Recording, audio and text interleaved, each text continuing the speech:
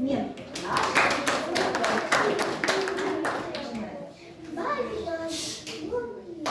Эта песенка мамы. Закрывайте, детки, уши. Доброй ночи, доброй ночи. Дед бою не спашивая, колыханку деткам бая.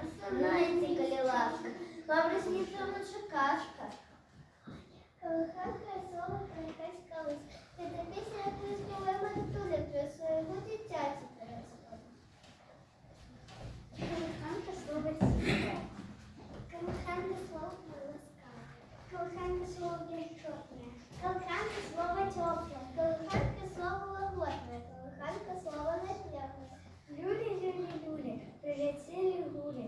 Сели на воротах у червоных ботах. Люли, люли, люли, курочки поснули. Только певнику не спится, рано кем поспать боится. Люли, люли, люляшу, я дитятка колышу. Ниточку зываю, песенку спеваю.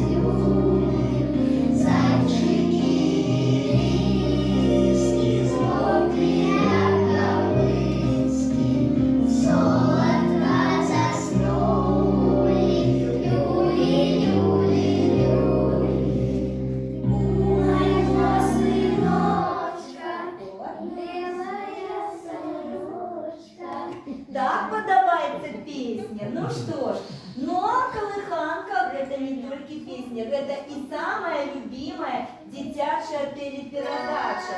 Помните, и наши батьки так само помнят эту белорусскую заставку колыханки.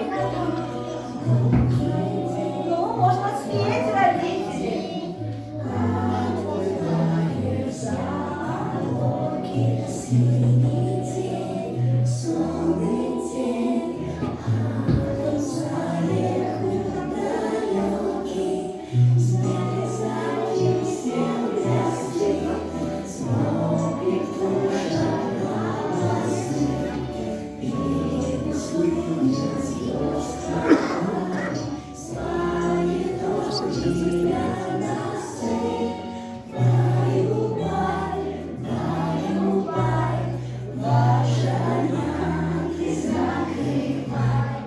Ну что ж, вот такая вспомнили. Ну что ж, это не все. Скоріти чуєш слово, колыханка, бачиш зорки, яснички.